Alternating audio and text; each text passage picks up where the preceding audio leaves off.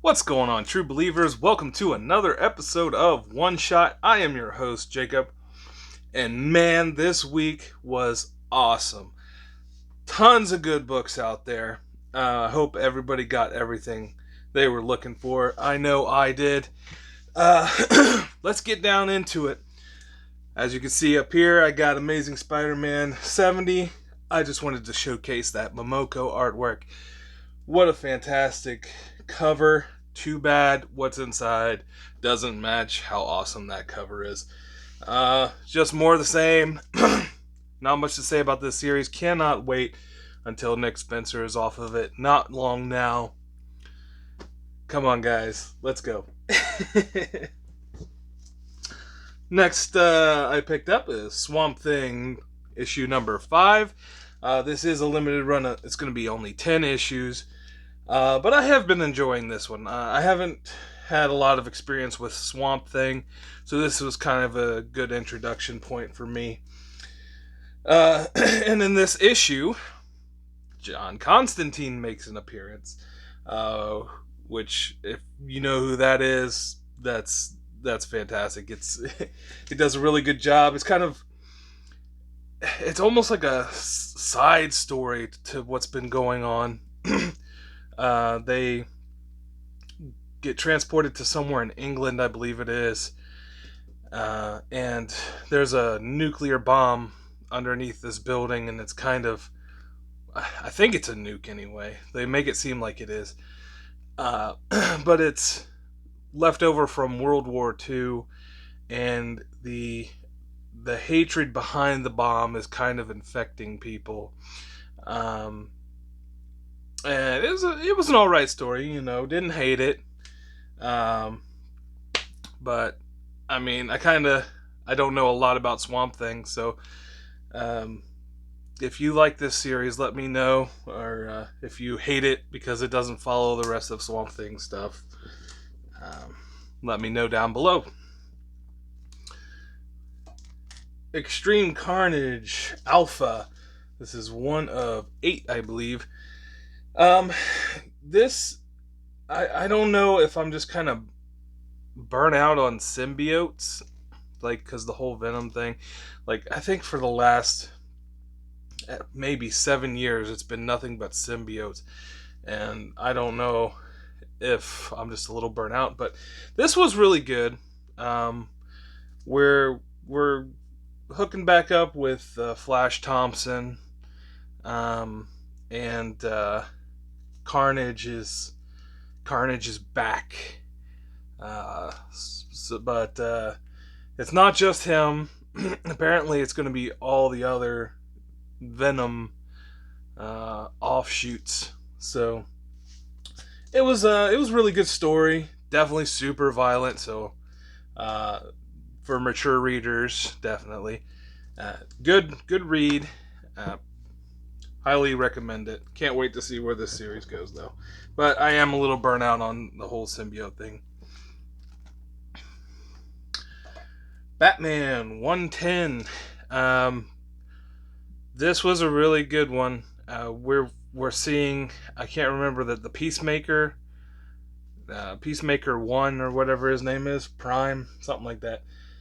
He's going toe to toe with Batman, and his suit as he's going is learning Batman's weaknesses, and he winds up destroying a lot of Batman's gear during the fight, and Batman has to make an escape. Well, a little bit of spoilers. Ghostmaker makes an appearance, obviously, and there's a Ghostmaker story in the back, which has been, pretty decent. I don't know how I feel about the Unsanity Collective or whatever they're called. It's just a little weird. Miracle Molly, they're just kind of there. They're not really doing anything, as of yet anyway. But the overall story is pretty good. It seems to be tying into the Future State series that came out a while ago.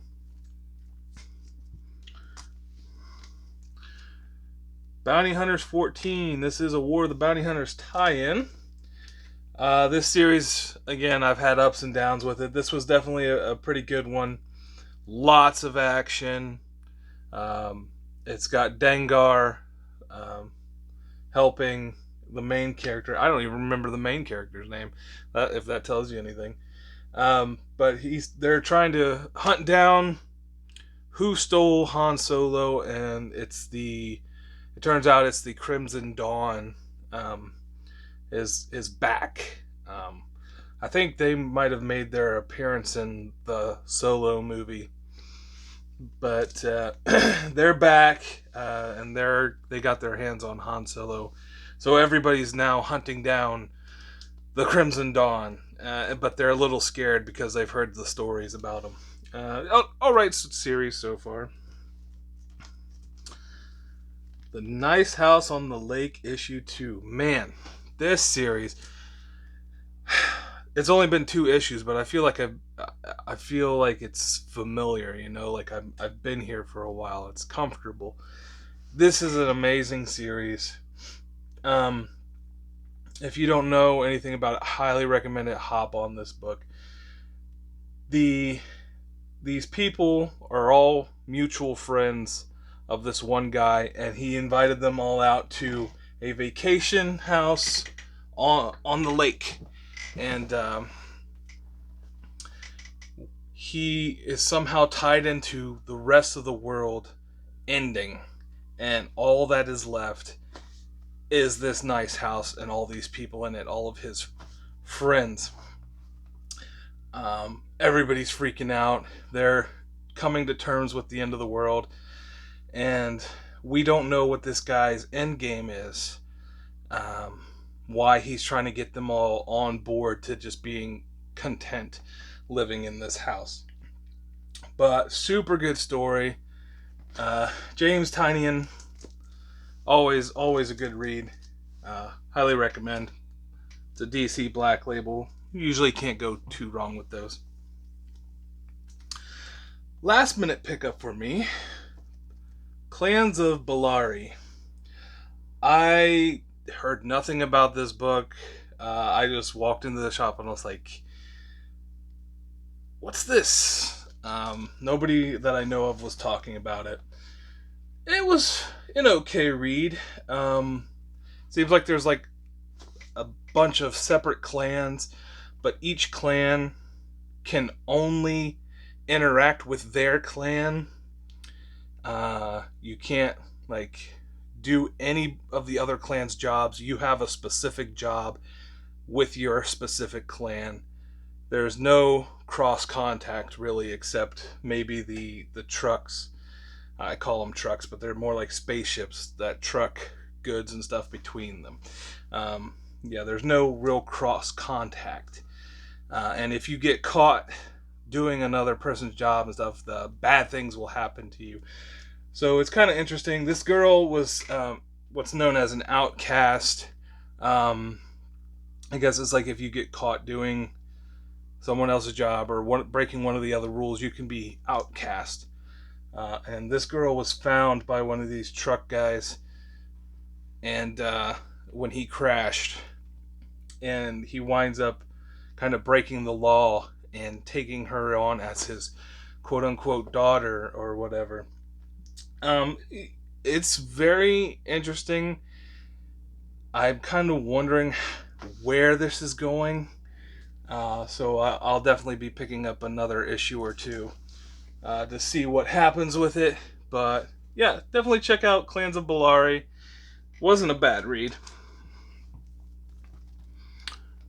Wonder Girl issue 2. We're finally getting into how she kind of got her powers, where she's located, what all these other people think. Like, I'm gonna butcher this name, but Hippolyta, the person from the Wonder Woman series, her mom, Diana's mom.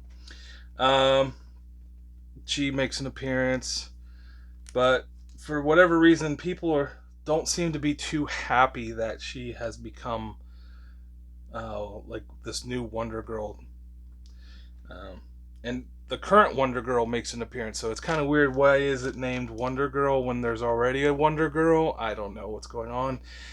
Can we get different names, please? Make it less confusing.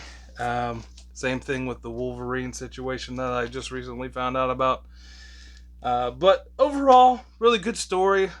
I enjoy the artwork in this one. And yeah, I'm definitely on board. I'll be picking up the next couple issues for sure. Another series that surprises me every time I read it, Batman, The Adventures Continue. This is Season 2, Issue 2. The owls have made their appearance in the animated style finally. And they're kind of zombies, I guess. The Talons, they're called. Batman is on the hunt for them in this one. I don't think, like, the Court of Owls thing doesn't exist in this world, so he's kind of, this is his first contact with the owls. Overall, super good story. Deadman is in this one. The mayor turns out to be not the greatest guy. He's not that as dumb as he has portrayed in the animated series. If any of you have watched that, really good read. Highly recommend Batman: The Adventures Continue. Basilisk Chapter 2. This series is kind of slow. It seems like, I mean, I know it's only the second issue. We're just getting, just seems like more and more, not even necessarily backstory. There's like a little bit of backstory, but it's character development more so than anything. We're just kind of feeling out where the alignments of these different characters lie. But it's not a bad series. And when this thing pops off, which I have a feeling it's going to pop off real soon, it's going to hit pretty hard. So definitely recommend Basilisk. If anybody knows what it is, these people have like sensory style powers. So the character that we're kind of following, she can just like kill people with her eyes. Anybody that looks at her. There's another guy. He seems to be able to hear people wherever they are. And then I'm guessing there's a touch power and a smell power and things like that. They kind of make appearances to them, but they don't necessarily show why or what's happening with it. So, but it's an overall good read. Recommend Basilisk. Like I said, there's a lot of good books this week. Lots of them. And another one is Geiger, issue number 4. We're still following Geiger driving with the kids. These kids. If you know what he is, he's a survivor of the nuclear explosion that happened. Because his body was kind of already being changed by chemo due to cancer. He was able to survive outside without a suit, but he kind of goes nuclear every once in a while. So this guy gave him these boron rods to keep on him that kind of keep his power, like his nuclear power, in check. But he's able to go outside without a suit on still. He roams around with his 2-headed dog, which is really cool. I feel like I can relate to that a little bit. And then there's this king-like character that's over the casinos of Nevada, who has a huge grudge against him. And he's just on the hunt for him constantly. He's just a psycho king. But super good series. There was a little Mad Maxy feel to this one. There was like a car chase with these psychos. It was awesome. Highly recommend Geiger if you're not on this one. Tales Told in Techno Horror, Season 1. I was really happy with this book. It is a bunch of like mini episodes, little short horror stories, each one not connecting to the other at all. All of them are different, and it was amazing. I loved it. It's just like watching little YouTube clips of horror, little short horror movies. Great series. Um, One really hit home. This guy is at the bottom of the ocean, and I absolutely am terrified of the idea of that abyss down under the ocean. And it had me on the edge of my seat just watching, not even watching, just reading this book, the first story from it. Super cool. Love the artwork. Um, Recommend Tales Told in Techno Horror. Nocterra issue 5. This series is another amazing series. It went from this Mad Maxy feel to, I don't know, just like post-apocalyptic. Almost, I don't want to compare it to Walking Dead, but there is a little bit of that kind of we're safe now, but are we really safe now feel to it. Um, she's at the destination that she was hired to go to, and it's like too good to be true, and it turns out she walks in. Spoilers ahead. She walks in on a conversation between the guy that owns the place. It's sunny there, so sunny. We don't know how it's sunny. It's kind of some like miracle thing. Uh, and the guy that's been chasing her, and he's about to open the gates and let them come in and kill everybody. And so that's just cliffhanger. This is where it left off. So they're about to take off back into the darkness. Super good story. Really recommend this series. I think they might have just put out a trade, or they're about to put out a trade. But if you like post-apocalyptic stories, really dark, really creepy atmosphere, highly recommend Nocterra. And something I picked up just for funsies, Werewolf by Night, issue 32. This is the reprint that just came out, so I'm not wealthy enough to get the first appearance of Moon Knight, which is this issue. Haven't read it or anything, but just cool to have in my collection. Just the first appearance of Moon Knight. I know the series is coming out soon.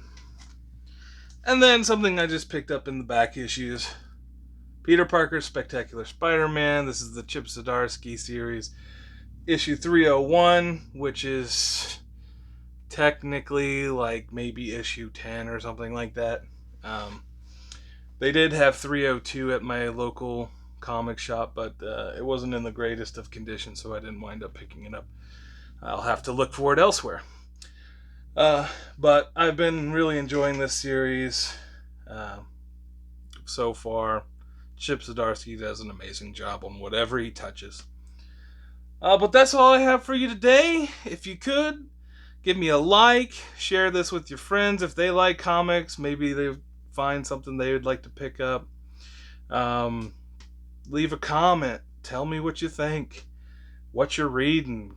I'm always down to have a conversation about comics. But anyways, you guys have a great comic day. Keep on reading, and enjoy the rest of your day.